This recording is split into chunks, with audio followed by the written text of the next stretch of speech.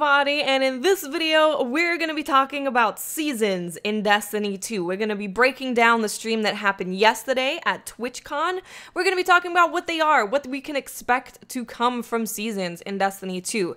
Now, if you want to watch the full VOD, check the link in the description. I will have the link there and you can go watch the full stream for yourself. Also, if you already know everything that is happening in seasons and you just want to hear my personal opinion on seasons in Destiny 2, you can skip to this part in the video. That will also be in the description, and you can just hear my thoughts and you can skip all of this stuff. So let's get into seasons. There are 4 seasons each year, just like there are in a standard year: winter, autumn, summer, and spring. So there's going to be 4 seasons. Each will last about 3 months. We don't know the specific dates that each season will start, but we do know that there'll be about 3 months, and each will have a theme for that specific season. Now, things that we can expect when going from season 1 to season 2. We're currently in season 1, by the way. So clans will reset at the beginning of each season, and with that reset, you will have to go from rank 1 to rank 6 all over again,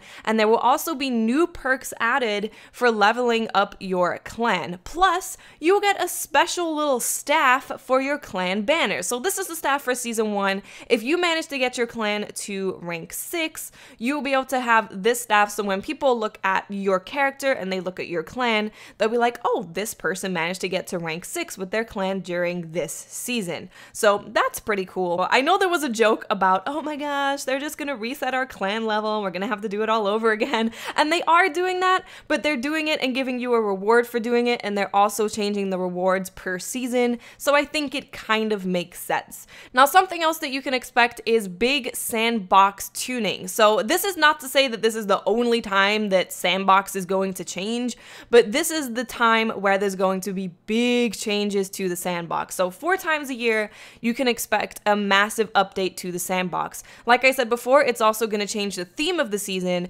There's also going to be new features added. There's going to be more content added. So this includes things like weapons, shaders, armor. Maybe there's a new event that comes out, stuff like that.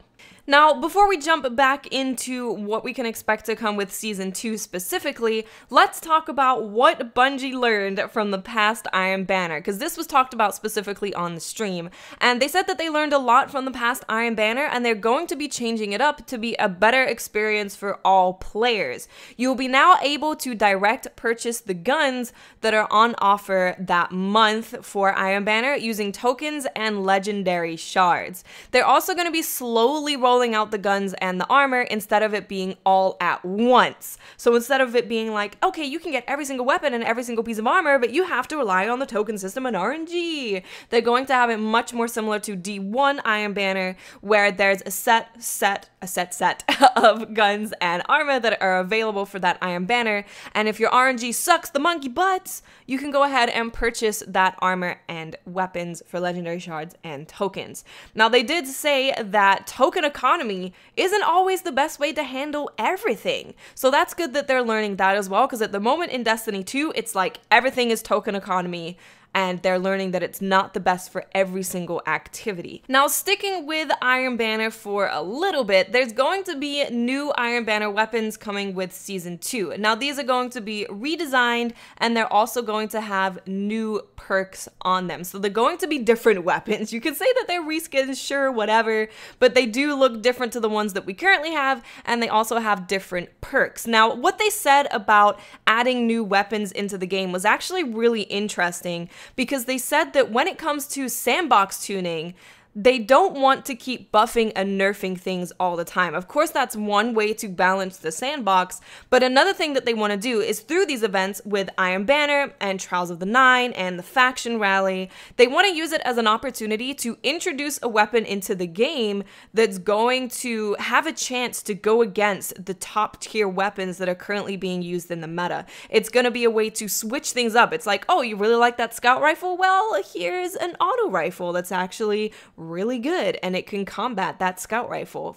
Just an example. That's not real, but that's just an example of what they're doing. So I thought that that was very interesting. And through these rituals such as Trials of the Nine and Iron Banner and Faction Rally, they're using it as an opportunity to introduce weapons into the wild that's going to mix up the sandbox. If they see that the sandbox, the meta, needs a certain type of weapon, this is their opportunity to put that into the wild and see how that mixes things up without necessarily buffing and nerfing all the time. Now, also with Iron Banner gear and Faction Rally gear and also Trials of the Nine gear, we don't know if there's any other gear, there probably will be, but you will be able to unlock ornaments for that gear through gameplay. So if you aren't familiar with what ornaments are, it's essentially you get your piece of armor and then there will be a little slot next to your mod slot and your shader slot where you can equip an ornament that changes the way your armor looks. That can add a glow to it, it could change it drastically to be a totally different shape, but that's essentially what ornaments are. Now, the way that you're going to unlock those ornaments are through gameplay. So this is huge. This is actually a huge thing. So you can have a sweet set of Season 2 Iron Banner gear, for example, and you can unlock ornaments for that Iron Banner gear. You can also unlock new perks and new stats via goals and achievements that are in the game. So for example, you get your Season 2 set of Iron Banner gear. You look at the mod slot and the shader slot, there's also going to be an ornament slot. Now above that ornament slot, it's going to be all grayed out and it's going to say what you have to do in game to unlock that ornament. Now this could be something such as win 10 Iron Banner matches, or for Trials of the Nine ornaments, it could be go flawless in Trials of the Nine. So you're going to be able to unlock those ornaments, make your armor look super badass and make it look different to everyone else by achieving things in the game, by having a tangible goal to work towards to unlock those ornaments. Now it is also worth noting that when Season 3 rolls around, for example, the Season 2 ornaments will no longer be available. So if you manage to get a full Iron Banner gear with full ornaments in Season 2, people joining Destiny 2 in Season 3 will look at you and be like, what the hell are you wearing? Because they are not going to be able to achieve that set of armor with those ornaments in the season that they are in. They have missed that opportunity. It was only available during Season 2, Season 1, etc. Now, Season 2 will also bring the Dawning. If you played Destiny 1, you remember the Dawning. It's essentially their Christmas event for Destiny, and that's going to be coming back in Destiny 2. And that's going to be shortly after the release of Season 2. So there will be ice hockey. We will be able to play ice hockey in the tower.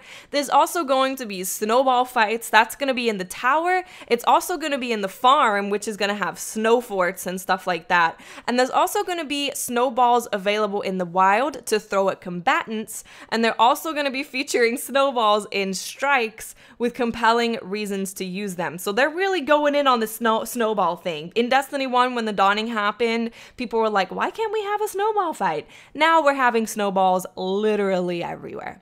Now there's also going to be new Dawning gear, which you can see right here, and my oh my, does the hunter look glorious? Sorry, I'm so focused on hunters. Everyone else looks glorious too, okay? Everyone else looks great. But there's gonna be new Dawning gear, new weapons, new emotes, and I'm sure there's gonna be new ghosts, new sparrows, new ships, new shaders, and all that stuff for the Dawning as well. So just to summarize this portion of the information that we've gone through so far, because I know it's a lot, I know it can get confusing, but going from one season to another, what you can expect. The clan levels will completely reset. You will get a special staff for your clan banner if you manage to get to rank 6 on that season, and you'll be able to show that to other people. There will also be new perks added when you are leveling your clan from 1 to 6.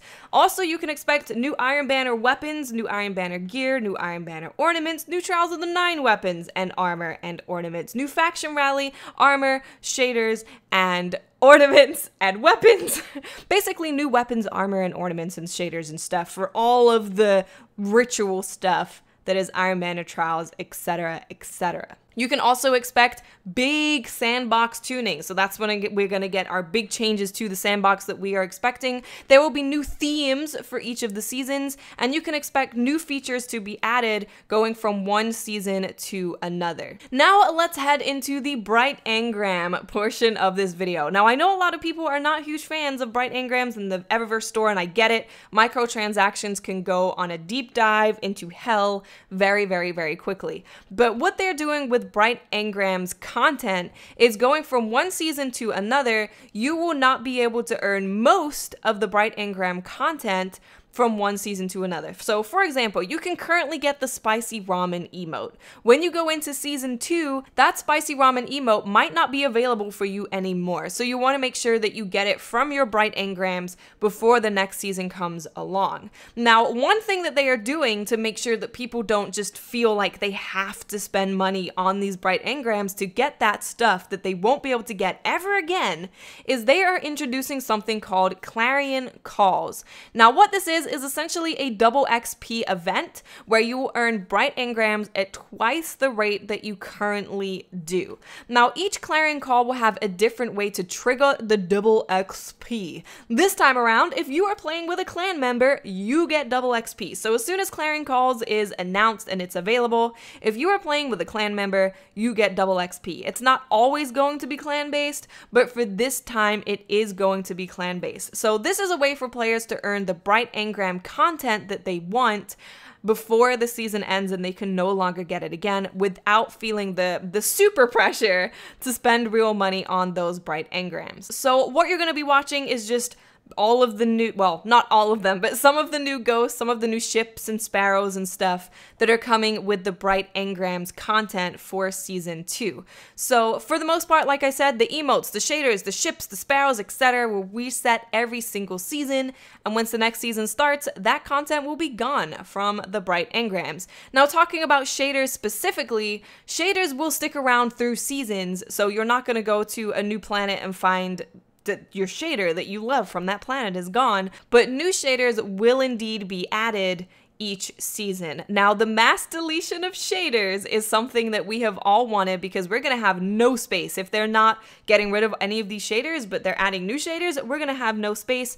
The mass deletion of shaders is on their radar and they're working on it to make a thing. They can't make a promise of when that's going to happen, but it is a thing. So I think that pretty much covers the seasons. It gives you a good idea of what you can expect in seasons. And now we're going to jump into my opinion part of the video. So, achievements in order to unlock ornaments for Trials gear and Iron Banner gear, I think is great. It gives us something to work towards that will change the way that we look, and not only that, but in the next season, that ornament and those armors will not be available. And I really, really like this. I've been wanting to have a goal to work towards in Destiny 2 to get something that I really want since the game came out. And for me at least, this is definitely a good start in giving us goals to achieve to show off in game what we are all about. To have a full set of Trials gear with that season specific ornaments that will be gone the next season is gonna feel really, really good. It signals to people that you've been playing that activity since the beginning, and it also lets other players know exactly what you did to achieve it, because they will see on their armor, if you want to get this ornament, you have to do X in Trials of the Nine or X in Iron Banner. So people actually know what you're about. They know what lengths you have to go to get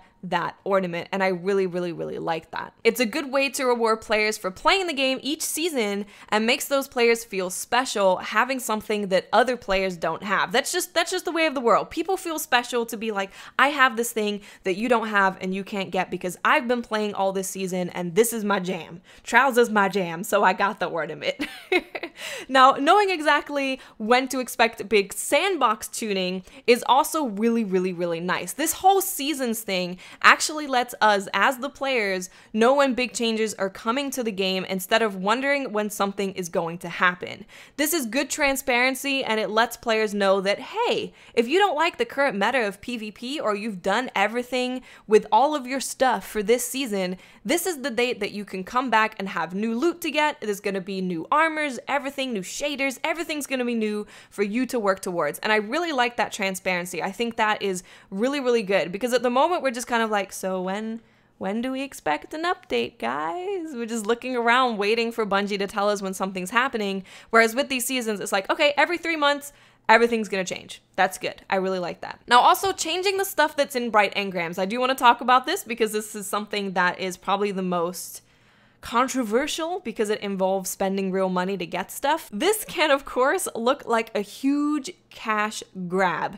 And I'm sure there's going to be a lot of players that as we get towards the end of a season that decide to drop some money on in-game silver so they can get that spicy ramen emote or the full set of armor before that season ends. But what I do like that Bungie did is adding the clarion calls. This double XP period is going to allow players to have a much better chance to get the items that they want from the Eververse store without dropping real money on it. Initially, I was like, who really cares about double XP? But now with knowing that the content within Bright Engrams will not carry over from season to season, I think this is really, really smart of them. People will spend more money to get the items that they want before the season is over, but you also have the opportunity to double your chances of getting what you want during the clarion calls. So yes, it is a way, of course, for Activision or whoever to be like, okay, we're gonna put some pressure on people because this stuff isn't gonna be available in the next season. So they're gonna wanna drop, $10, $20, $50, but they're also bringing something in game as a way to double your chances of getting what you want before the season ends. So I think that they balance that out pretty well, in my opinion. I'm sure some people will yell at me because I'm not yelling at Bungie, but I really think that this is a good middle way to do it. It's a way for Bungie or Activision or whoever makes these decisions to push for some more money out of players, but it's also a way for us as players to get that stuff in game because we're getting double XP. I don't need to spend any money on Bright Engrams. I get Bright Engrams so often, I know it's because I play a lot, but with double XP, I'm pretty sure I'm going to be able to get most of, if not all of the stuff that I want. So I think that they were really smart about that. Now, of course, if Bungie ever adds pay X amount of money to get engrams with exotics in it, or pay X amount of money to get this weapon, then I'm gonna be yelling at Bungie. But currently, I don't think we're at that point yet. I hope we don't ever get to that point, and I hope that you guys would not support it if it ever was getting close to that point. Paying for ghosts and shaders and emotes and stuff like that, I don't see as a huge deal right now, at least for me. I know everyone has a different thing that they think is too far, like you cross the line too far. Everyone has a different line of where that line is placed. My line is when we start actually getting things that matter in terms of gameplay. And right now, I don't think we're there. But yeah, that's my take on the whole Eververse Bright Engram thing. And obviously, I love the Iron Banner changes. It's very clear that Bungie's been listening to how we have all felt about Iron Banner. They're seeing that the token system isn't great for absolutely everything in Destiny 2, and this gives me a lot of hope for the future of raid loot and other event loot to be more rewarding and not based on a pure token system. We are essentially going back to a more D1 style Iron Banner, and I think most people would much prefer to have a certain weapon and armor pieces available for that Iron Banner and be able to purchase those things if your RNG is poopy, than to have everything on the table and be relying on a token system to get all of the loot that seem to have a pretty bad drop rate. I turned in a crap ton of packages and I am still missing a crap ton of stuff. So I would personally much prefer that it's like, hey, you can get the chest piece and the arms, and you can get the auto rifle and the hand cannon.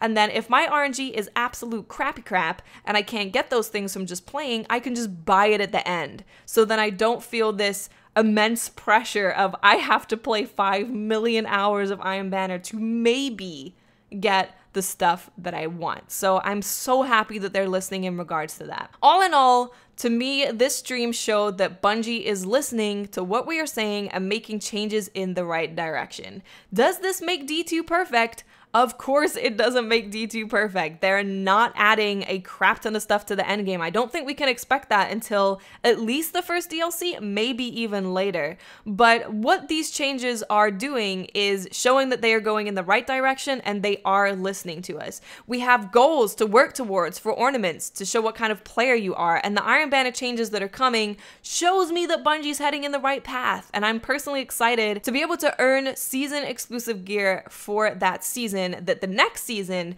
people won't be able to obtain. I'm excited for that personally. I'm really cosmetics driven. I have been in every single game. If I have goals to work towards to get something cosmetic that other people don't have, I actually really like that because I gotta flex my E-Pin. Gotta flex your E-Pin somehow, guys, and this is how we're gonna do it for now. But I do think that goals is really, really important. That's an important thing that we should focus on. Not only that, but you're gonna be able to play the game to change the perks on armor. So maybe if you have a full set of mobility gear, you can actually do stuff to make it be more recovery based. That's what it sounded like to me, because they said specifically you're going to be able to play the game to change the perks and stats and add ornaments to your armor. So I think that's really good. I want a goal to work towards in Destiny 2, and being able to work towards a goal that's going to give me a cool ass ornament is definitely a step in the right direction. I also think that it is super, super great to have this transparency to the community that everyone will know when new content is dropping. Big sandbox changes, new loot, new features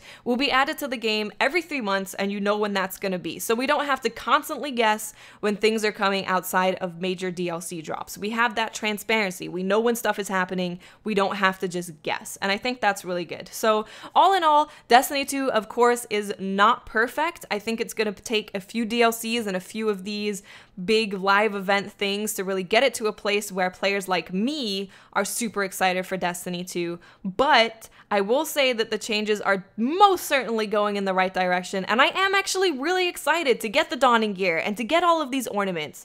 I'm really excited to play the game to unlock that stuff. I just am. I can't help it. You blame it on me being a girl if you really want to. I like pretty things, jeez. So that is it for the video, guys. I know it was a long video. If you've been here since the end, thank you for watching the entire thing. Let me know in the comment section what you think about this whole season's thing. And if I could ask for you guys to be constructive if you have criticism, please do that, because Bungie people do watch these videos and they do look at the comment section. So if you're just in the comments being like, blah, Bungie, you suck, I'm leaving, blah, screw you guys, that's not really going to help the game. If you're enjoying the game and you want it to improve, please do leave constructive criticism so a Bungie person could read the comment and be like, you know what? That's true. We should look into that. Be the positive change that you want in the game, guys. Don't just be a whiny whinerson.